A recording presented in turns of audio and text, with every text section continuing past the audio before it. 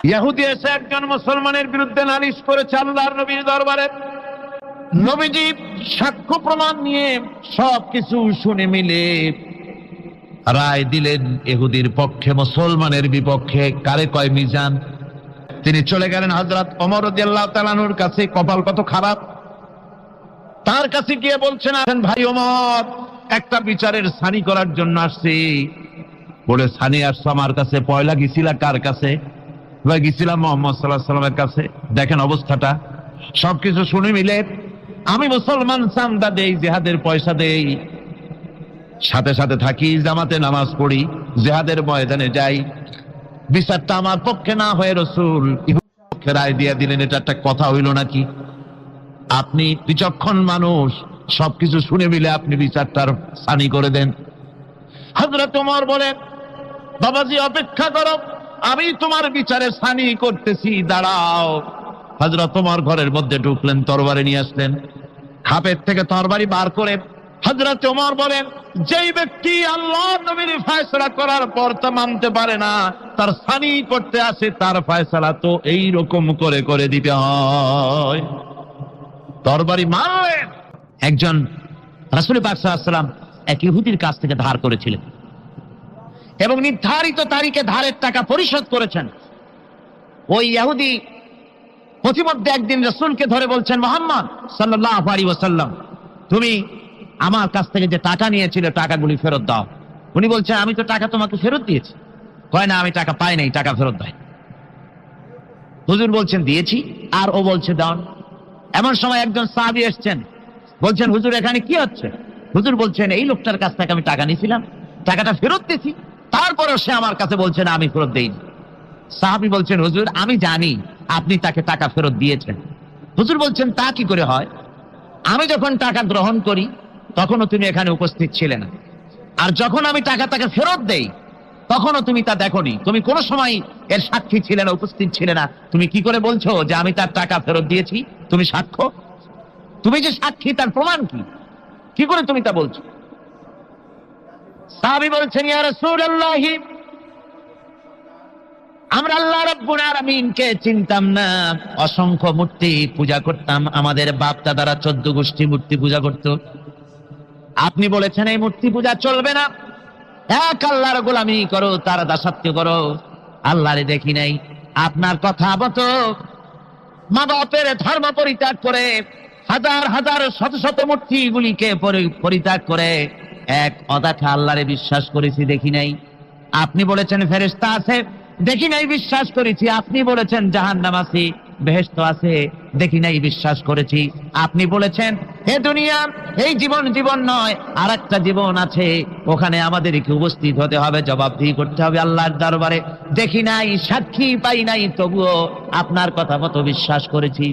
হে আল্লাহর নবী, কোন সাক্ষ্য প্রমাণ ছাড়া শুধুমাত্র আপনার কথা মতো যদি এতগুলি বড় বড় কথা বিশ্বাস করতে পেরে থাকি, তাহলে ইহুদির এই মাত্র কয়েকটা টাকা ফেরত দিয়েছেন, এ কথা কেন বিশ্বাস করব না? অবশ্যই ফেরত দিয়েছেন, কোনো সন্দেহ নেই। গভীর রজনীতে আল্লাহর নবী ঘুমিয়ে আছেন।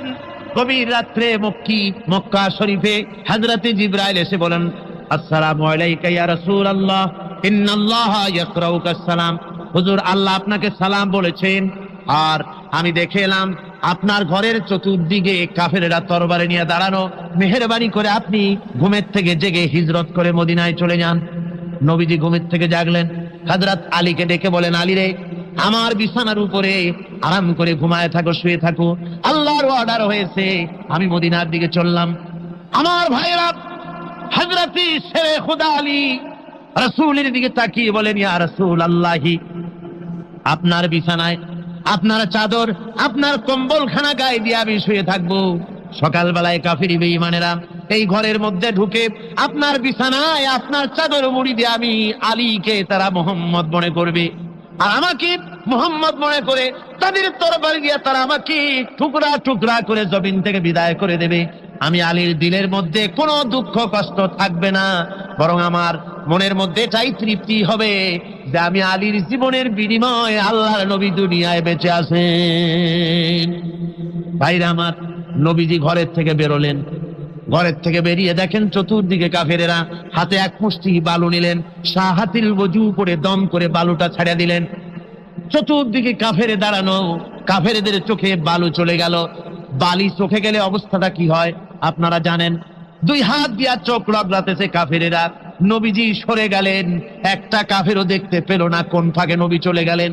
পরবর্তী সময় আল্লাহ রাব্বুল আলামিন নবীকে ডেকে বলেন, ওয়া মা রামাইতা ইয রামাইতা ওয়ালাকিন্নাল্লাহা রামা। ও নবী, আপনি নিক্ষেপ করেন নাই যখন আপনি নিক্ষেপ করেছিলেন, আপনি শুধু বালুকণা ছেড়ে দিয়েছিলেন, আর আপনার ঘরের চতুর্দিকে কাফেরদের চোখে বালুকণা পৌঁছে দেওয়ার দায়িত্ব আমার হুজুরাত গ্রহণ করেছিল। সুবহানাল্লাহ, সুবহানাল্লাহ। আমার ভাইরা, নবীজি হযরত আবু বকরের বাড়িতে গেলেন, দরজায় গিয়ে আস্তে করে নক করেছেন। দরজায় গিয়ে আস্তে করে নক করলেন, ভিতর থেকে আওয়াজ এলো, কে?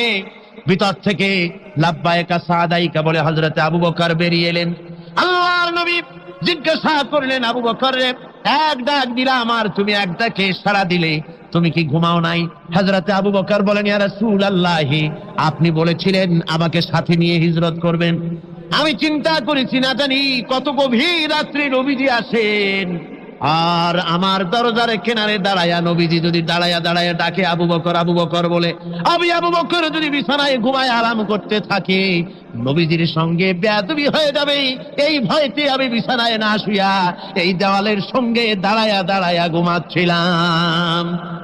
ভাইরা আমার, নবীজি হযরত আবু বকরকে নিয়ে চললেন, কাবার দিকে তাকালেন, বাইতুল্লাহ শরীফের দিকে তাকায়া নবীজি চোখ থেকে দরদর করে পানি পড়ে আর ডেকে বলে, রে খানায় কাবা, ওরে কাবা, বড় আশা ছিল তোর খেদমত করব প্রাণ ভরে, কিন্তু তোর নিষ্ঠুর সন্তানেরা তোর কাছে আমারে থাকতে দিল না রে।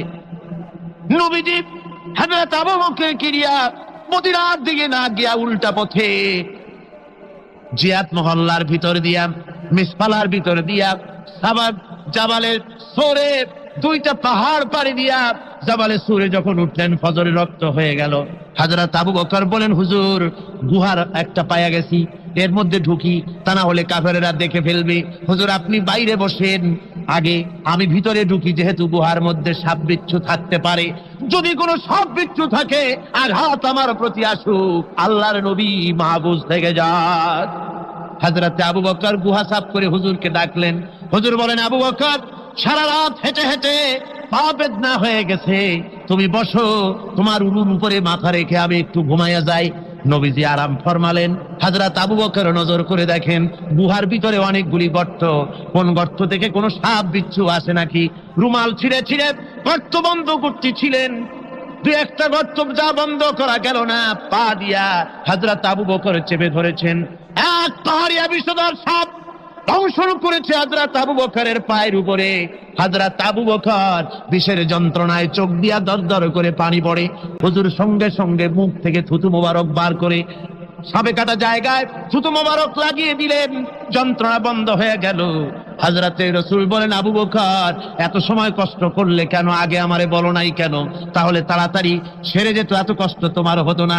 হযরত আবু বকর বলেন, ইয়া রাসূলুল্লাহ, এটা তো সাপে কাটার যন্ত্রণা, এর থেকে বেশি যন্ত্রণাও যদি আমার হতো, যন্ত্রণার চোটে যদি আমার কলিজা ছিঁড়েও যেত লাগতো, তবুও আল্লাহর নবী আরাম ফরমাচ্ছেন, নবীর আরামের ভিতরে আমি বিঘ্ন ঘটাতে পারতাম না। ভাইরা আমার, কাফেরেরা খুঁজতে খুঁজতে দুদিন পরে যখন এই জায়গায় তারা চলে এসেছে, এখানে এসে তারা গুহার কাছে পায়ের চিহ্ন শেষ দেখলো। একজন বলে ভিতরে আছে, আর একজনে বলে নাই, আর একজন বলে আছে, আর একজন বলে নাই। হযরত আবু বকর বলেন, ইয়া রাসূলুল্লাহ, আমরা ধরা পড়ে গেছি, পালাবার কোনো পথ নাই, আমরা তো ধরা পড়ে গেলাম। সূরা তাওবার ভিতরে আল্লাহ রাব্বুল আলামিন এই কথাটা এভাবে তুলে ধরেছেন, ইয ইয়াকুলু লিসাহিবিহি লা তাহজান ইন্নাল্লাহা মা'ানা। আল্লাহ নবী ডেকে বলেন, আবু বকর, ভয় পেও না, আমরা আমরা মাইনরিটি নই, আমরাই মেজরিটি, আমাদের সংখ্যাই বেশি। ওদের ভয় তুমি করো না, কোনো চিন্তা করো না, ভয় পেও না, আল্লাহ রাব্বুল আলামিন আমাদের সাথে আছেন। সুবহানাল্লাহ।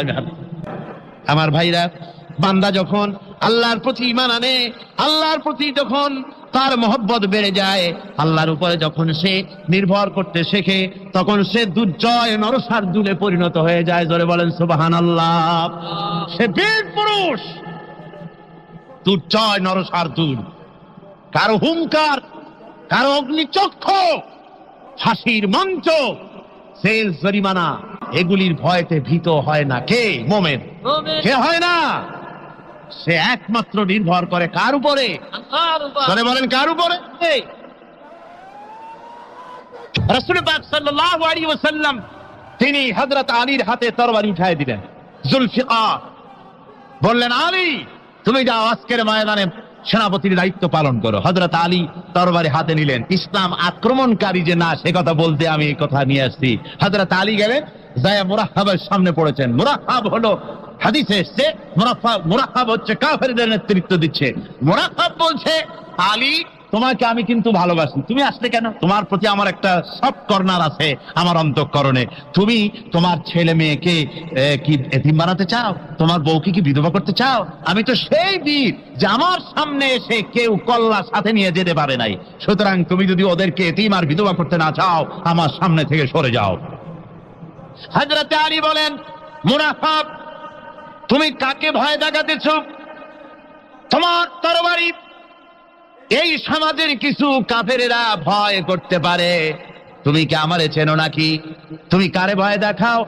তাম পৃথিবীর সমস্ত কাফেরদের উপরে আল্লাহ রাব্বুল আলামিন আমাকে বাগ বানায় পাঠিয়েছেন। তরবারি দিয়ে প্রমাণ হবে। মুনাফিক বলে, তুমি আঘাত করো। কয় না, আক্রমণ তো করব না আমি, আগে তুমি করো, আমি প্রতিহত করব। আক্রান্ত হলে পরে তারপরই জবাব দেব। এরপরে মুরাহহাব আঘাত হানতে লাগলো। হযরতে আলী সমস্ত রণকৌশল দিয়ে আঘাতগুলি তিনি ফিরিয়ে দিতে লাগলেন। এরপরে হযরতে আলী বলছেন, মুরাহহাব এবার তৈরি হও আমার আঘাত সহ্য করার জন্য। হযরতে আলী জুলফিকার তুলে আঘাত করলেন। এক আঘাতেই দেখা গেল মুরাহহাবের মাথা, হযরত আলীর তরবারির মুঠা পর্যন্ত মাটির ভিতরে গেড়ে গিয়েছে। খায়বারের দুর্গ দখল হয়ে গেল। পরের দিন আল্লাহর নবী বলেন, আলী শুনতে পেলাম তোমার ঢাল ভেঙে গিয়েছিল, তারপরে তুমি যুদ্ধ করলে কি দিয়ে? হযরত আলী বলেন, হুজুর আমুস দুর্গের ওই কবাটটা, লোহার কবাটটা বাম হাতে নিয়া আর ডান হাতে তরবারি নিয়ে লড়াই করেছি। হুজুর বলেন, কি করে মানুষ কেমনে এত বড় দুর্গের লোহার কপাট হাতে নিয়ে যুদ্ধ করে?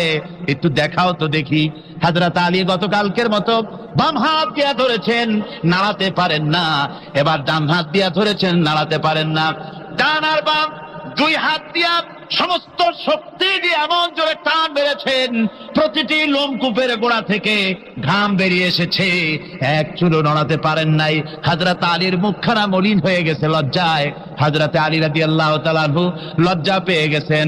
রাসূল পাক সাল্লাল্লাহু আলাইহি ওয়াসাল্লাম বলেন, আলী লজ্জা পাওয়ার কোনো কারণ নাই, চিন্তা করার কোনো কারণ নাই। তোমার নিজস্ব শক্তি দিয়ে তুমি লড়াই করতে পারো নাই।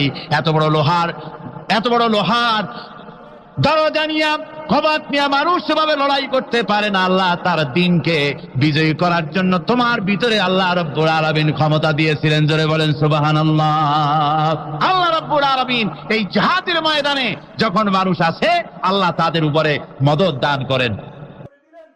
3000 সৈন্য নিয়ে সাহাবায়ে কেরাম আর এই সেনাপতি সব চললেন। মতার প্রান্তরে লড়াই হলো। এই লড়াইয়ের ময়দানে হযরতে যায়েদ অনেকগুলি কাফির সৈন্যকে জাহান্নামে পাঠিয়ে দিয়ে তিনি নিজেও শহীদ হয়ে গেলেন। এবার জাফর হাতে তরবারি আর এক হাতে ঝান্ডা নিয়ে এগোচ্ছেন সামনের দিকে। কাফেরেরা হযরত জাফরকে ঘিরে ফেলে দিল। আমার বন্ধুগণ, কাফেরেরা ঘিরে ধরে তরবারির আঘাত করলো জাফরের ডান হাতে। এই কাটা দুইটা হাত দিয়ে বুকের সাথে হযরতে জাফর ইসলামের পতাকাটাকে জড়ায় ধরলেন। পাশের সাহাবীকে ডেকে বলেন, ও রাসূলুল্লাহর সাহাবী শোনো, আল্লাহ নবীকে আমার সালাম বলে দিও আর শোনায়া দিও, জীবনের শেষ মুহূর্ত পর্যন্ত ইসলামের পতাকা উঁচু করে রেখেছিলাম, মাটিতে পড়তে দেই নাই। আমার মনে হয় আমি এখন শহীদ হয়ে যাব, যেহেতু আমি এখন আমার নাকের ভিতরে আল্লাহর জান্নাতের সুঘ্রাণ পেতেছি।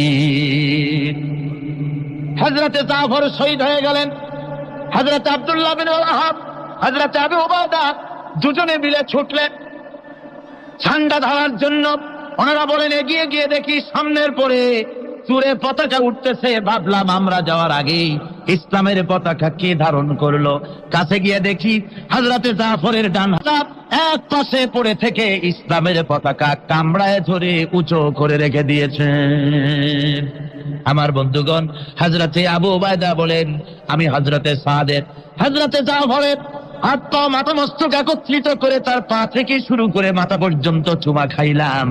তাকে জানাজা করে দাফন করে রাখলাম কবরের ভিতরে।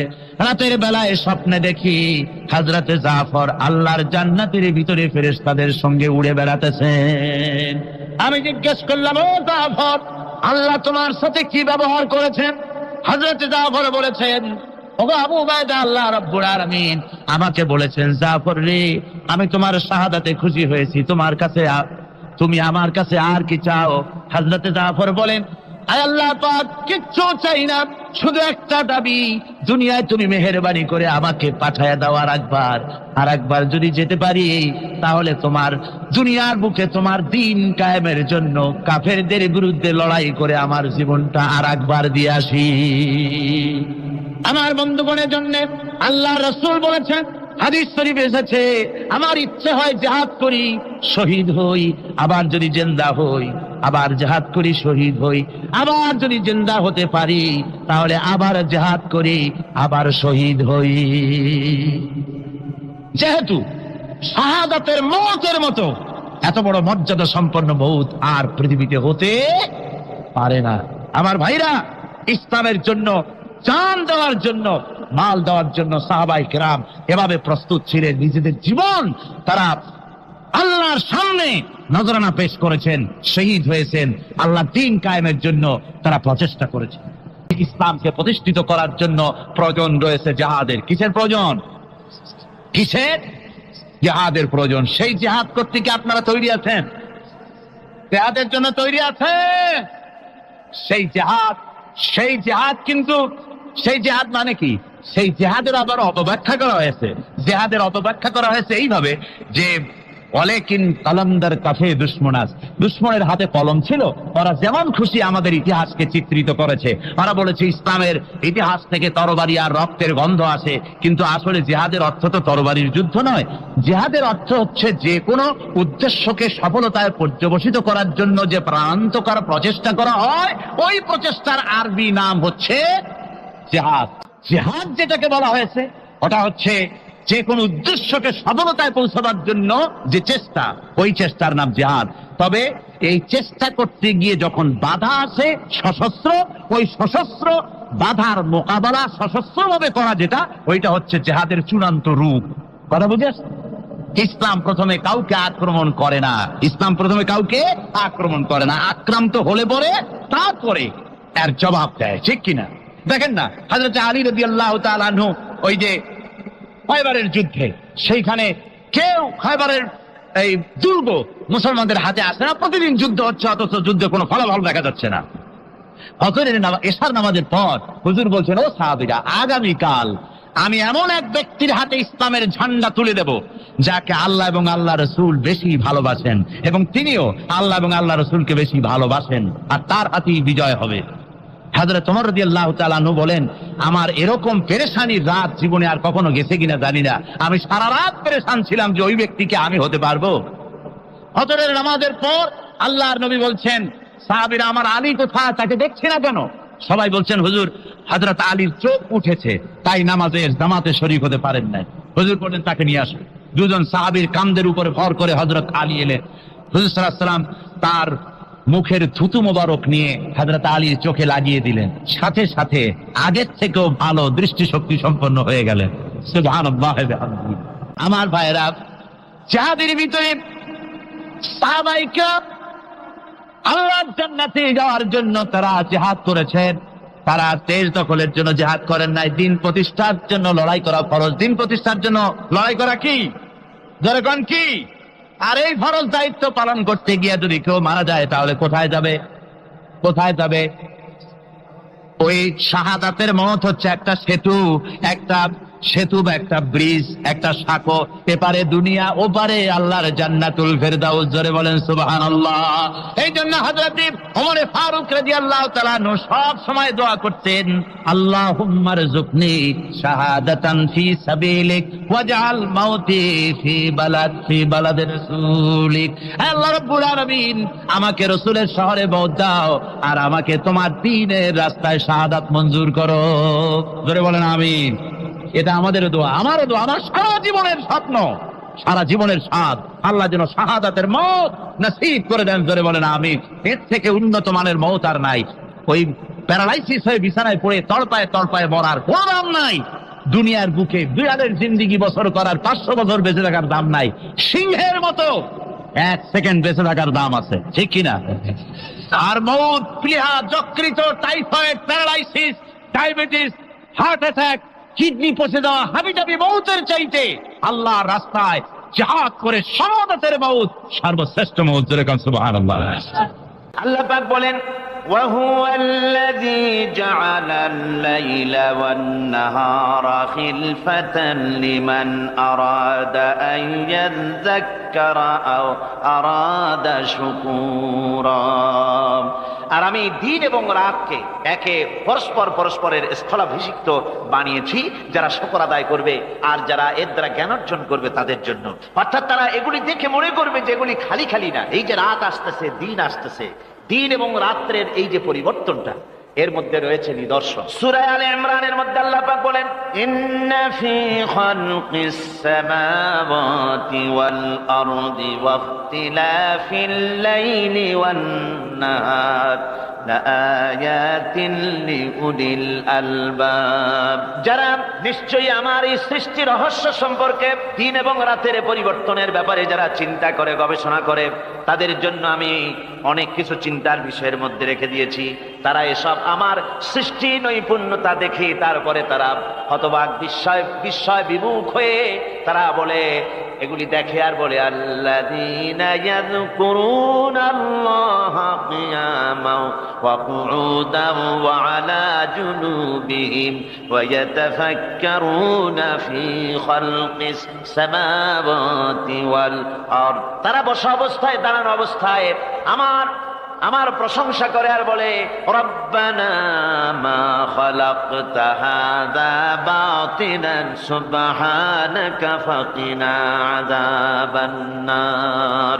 আয় আল্লাহ পাক, তুমি কোনো কিছু খেল তামাশার বিষয়বস্তু করে তৈরি করো নাই, অতএব জাহান্নামের শাস্তি থেকে তুমি আমাকে রক্ষা করো। আল্লাহর নবী বলেছেন, আল্লাহর সৃষ্টি নৈপুণ্যতা সম্পর্কে যদি কোনো বান্দা 1 ঘন্টা চিন্তা করে, 1 ঘন্টা যদি গবেষণা করে, চিন্তা করে, রব্বুল আলামিন তার আমলনামায় 60 বছরের নফল ইবাদতের সওয়াব লিখে দেন। জোরে বলেন সুবহানাল্লাহ।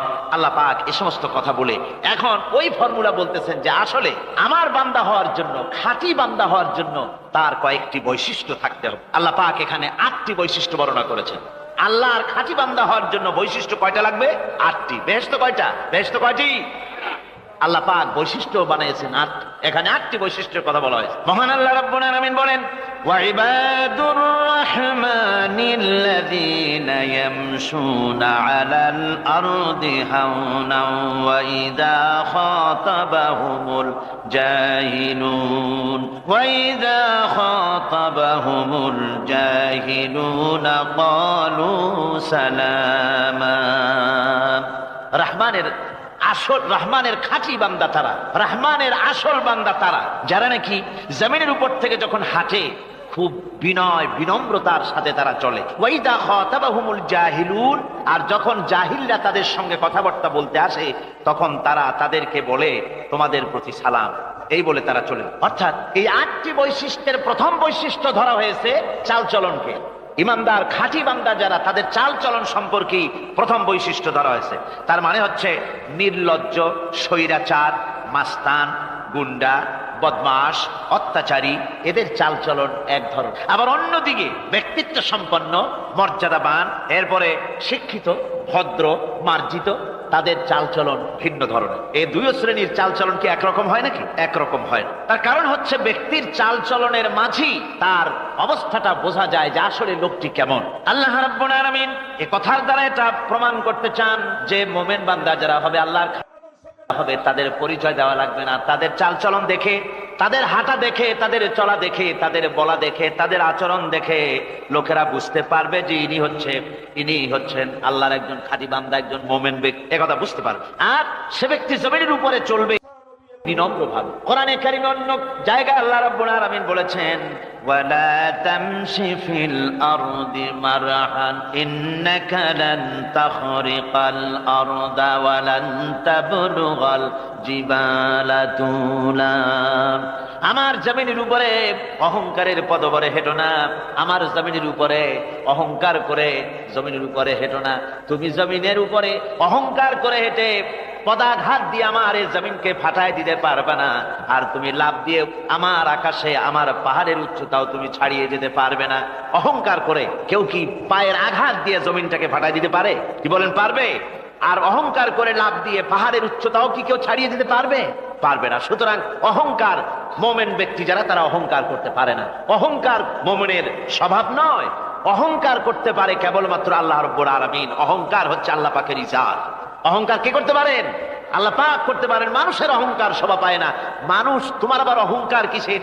এক ফোঁটা নাপাক পানি দিয়ে যার জন্মের উৎস, এমন নাপাক পানি যা শরীর থেকে নির্গত হলে পরে গোসল করা ফরজ হয়ে যায়, এমন এক ফোঁটা নাপাক পানি যার জন্মের উৎস, তার অহংকার কি? অহংকার করবেন আল্লাহ রাব্বুল আলামিন। হাদিসে কুদসির ভিতরে এসেছে, আল্লাহ পাক বলেছেন, যে ব্যক্তি অহংকার করে সেজন্য আমার চাদর নিয়ে টানাটানি করে। জোরে করে নাউযুবিল্লাহি মিন যালিক। সুতরাং মোমেন বান্দা যিনি হবেন, আল্লাহর খাঁটি বান্দা, রহমানের খাঁটি বান্দা, সে ব্যক্তি কখনো জমিনের উপর অহংকারের সাথে চলাফেরা করবে না, বরং তার চাল চলন হবে অত্যন্ত বিনম্র।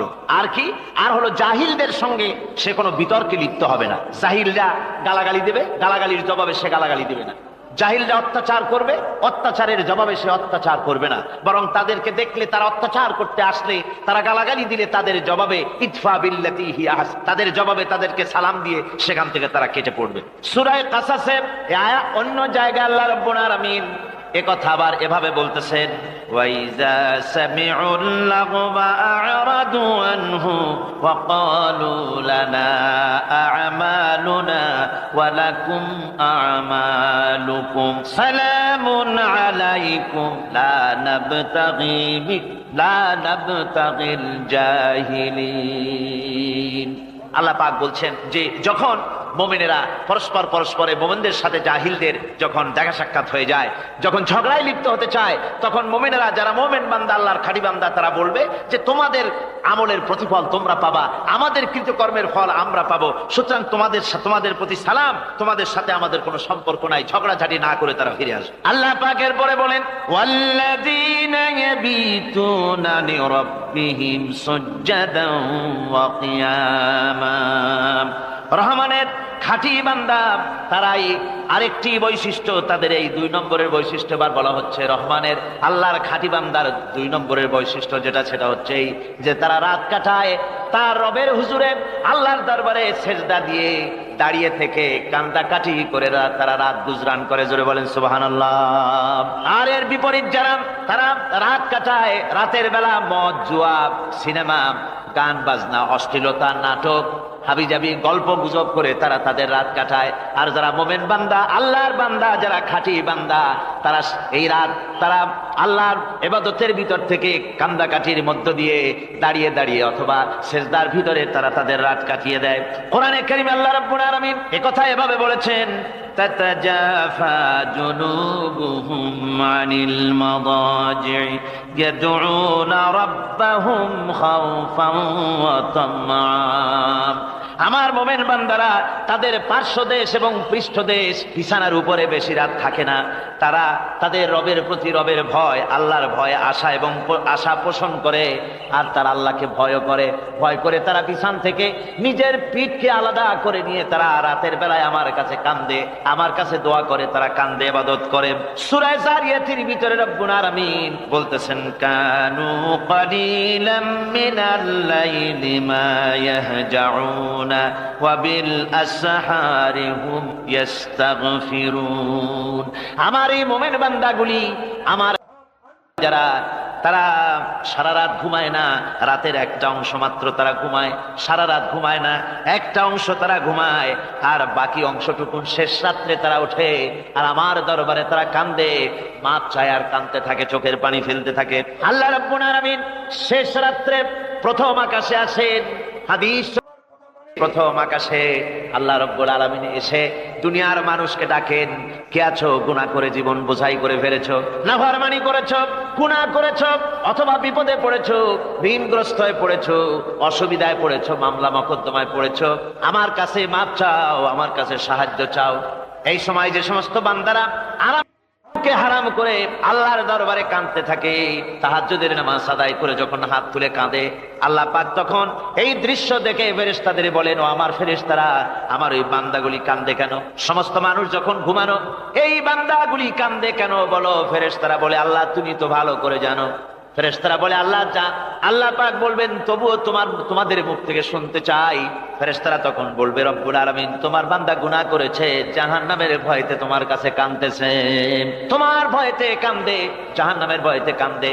আল্লাহ জিজ্ঞেস করেন, ফেরেশতারা, ওরা যে আমার ভয়তে কান্দে, ওরা কি আমারে দেখছে নাকি? ফেরেশতারা বলেন, না, খোদা তোমারে দেখে নাই। আল্লাহ পাক বলেন, ওরা আমার যে জাহান্নামের ভয়তে কাঁদে, ওই জাহান্নাম তারা দেখেছে নাকি? ফেরেশতারা বলে, না আল্লাহ, তোমার জাহান্নাম ওরা দেখে নাই, তোমার বেহেশত কিছুই দেখে নাই।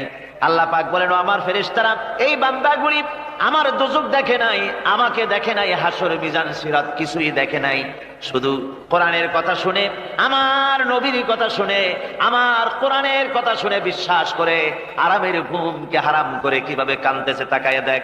আমার রহমতের দরিয়ায় জোশ মেরে গেছে, তোরা সাক্ষী থেকে যা, আমার ওই ক্রন্দনরত বান্দাগুলিকে আমি আল্লাহ মাফ করে দিলাম। আমার ভাইয়েরা, আল্লাহ পাক বলেন, আম্মান হুয়া কানিতুন আনা আল-লাইলি সাজিদাও ওয়া কাইমা।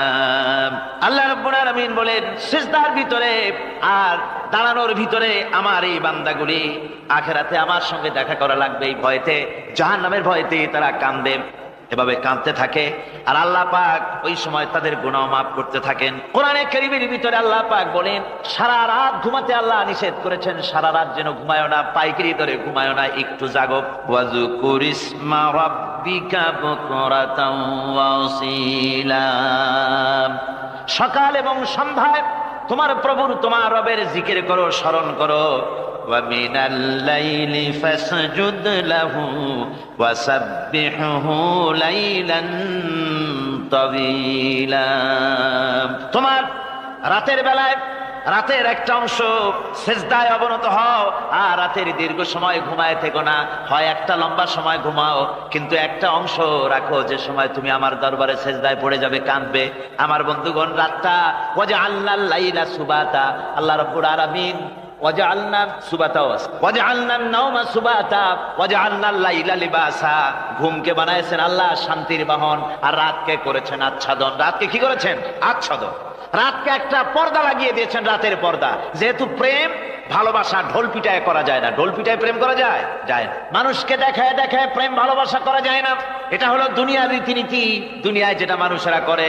আসল সবচাইতে বড় ভালোবাসার পাত্র হলেন আল্লাহ, মাসুক হলেন আল্লাহ, আশেক হলো মানুষ। আশেক এবং মাসুকের ভিতরে প্রেম বিনিময় হবে, ভালোবাসার আদান প্রদান হবে, কথোপকথন হবে। এজন্য দিনের কোলাহল পূর্ণ অবস্থায় তা হয় না বলে রব্বুল আলামিন বলেন, আমি তোমাদের জন্য রাতকে একটা আচ্ছাদন, একটা পর্দা বানায় দিয়েছি। এই রাতের পর্দার ভিতরে থেকে আমারে ডাকো, আমাকে আমার কাছে তুমি আমাকে ডাকো, একটা লম্বা সময় নিয়ে আমাকে বলতে থাকো, আমাকে ডাকতে থাকো। আল্লাহ পাক তার নবীকেও বলেছেন, ইয়া আইয়ুহাল মুসাম্মিলু কুমিল লাইলা ইল্লা কালিলা। সে চাদর আচ্ছাদিত ব্যক্তি। রাত্রিকালে সালাতে দণ্ডায়মান থাকো, কিন্তু কম, সারা রাত জাগার দরকার নেই। একটা অংশ জাগো, যখন তুমি আমার জন্য কাঁদবে, আমার জন্য সেজদায় পড়ে থাকবে। রাসূল পাক সাল্লাল্লাহু আলাইহি সাল্লাম তাহাজ্জুদের নামাজে সেজদায় পড়ে থাকতেন। রাতে ঘন্টার পর ঘন্টা চলে যেতেছে। হযরত আয়েশা বলেন, আমি মনে করতাম সেজদায় এমন ভাবে রাসূল পড়েছেন আর ওঠেন না, আমার মনে হতো হুজুর বুঝি ইন্তেকাল করে গেছেন। আমি রাসূলের পায়ের আঙ্গুল ধরে আস্তে করে চাপ দিতাম, হুজুর তাতে একটু ব্যথা পেয়ে আঙ্গুল নাড়া দিতেন, তখন আমি মনে করতাম আল্লাহর নবী বিদায় হন নাই, বেঁচে আছেন। আবার কখনো দাঁড়িয়ে দাঁড়িয়ে নামাজের ভিতরে তেলাওয়াত করতে করতে রাত শেষ হয়ে যেত। আমার মনে হতো এই দাঁড়ানো থেকে হুজুর বুঝি আর রুকুতে যাবেন না। আবার যখন রুকুতে যেতেন মনে হতো এই রুকু থেকে আর বুঝি সেজদায় যাবেন না। আবার যখন সেজদায় যেতেন মনে হতো এই সেজদা থেকে রাসূল বুঝি আর উঠবেন না। সুবহানাল্লাহ। সাহাবায়ে কেরাম জিজ্ঞেস করতেন, হে রাসূল, হযরত আয়েশা জিজ্ঞেস করে, হে রাসূল, আপনি এত কাঁদেন কেন, এত ইবাদত করেন, এত রাত জাগেন? হযরত আয়েশা বলেছেন, আল্লাহর নবী দাঁড়িয়ে দাঁড়িয়ে তেলাওয়াত করতে করতে, দাঁড়িয়ে দাঁড়িয়ে নামাজ পড়তে পড়তে পাও মোবারক, কদম মোবারক এমন ভাবে ফুলে যেত, সকালবেলায় জুতার মধ্যে পাও ঢুকতো না। সুবহানাল্লাহ। এইভাবে রাসূল পাক কষ্ট করতেন। জিজ্ঞাসা করো, এত ইবাদত কেন করেন? আপনার তো আগের পিছের সমস্ত গুনাহ আল্লাহ মাফ করেছেন, কোনো গুনাহ আপনার নাই। তবু আল্লাহ বলে দিয়েছেন, নবী আপনার আগের পিছের সব মাফ, তারপরেও এত কাঁদেন কেন? আল্লাহর নবী বলেছেন, ও সাহাবীরাও, আমার স্ত্রীরা শোনো, আমি কি আমার বান্দার, আমি আমার আল্লাহর শুকরগুজারকারী বান্দায় কি আমি পরিণত হব না? যে আল্লাহ আমাকে এত নিয়ামত দিয়েছেন, আমি কি সেই আল্লাহর শুকরগুজার হব না? রাসূলুল্লাহ এভাবে কাঁদতেন। সুতরাং প্রত্যেকটি মুসলমানকে রাতের বেলায় আল্লাহর দরবারে হাত তুলে কাঁদতে হবে, মোনাজাত করতে হবে, রব্বুল আলামিন, যে গুনাহ করেছি, আমি যত গুনাহ করেছি, আমাকে তুমি নেয়ামত যা দিয়েছো, এই নেয়ামত তুমি না দিলেও পারতে। তুমি আমার ভাইরা, রাসূল পাক সাল্লাল্লাহু আলাইহি ওয়াসাল্লাম তিনি মদিনা মুনাওয়ারায় এসে প্রথম যে জিহাদের সম্মুখীন হলেন, ওইটার নাম কি? কোন জিহাদ? বদর। কোন জিহাদ? বদরের জিহাদ। সেই বদরের মাঠে জিহাদের জন্য রাসূল সাহাবীদেরকে তৈরি করতেছেন। তো আপনারা চিন্তা করেন বিষয়টা, জিহাদ করতে হবে, এই বদরে সাহাবীরা জিহাদ করবে কাদের বিরুদ্ধে? নিজের বাপের বিরুদ্ধে।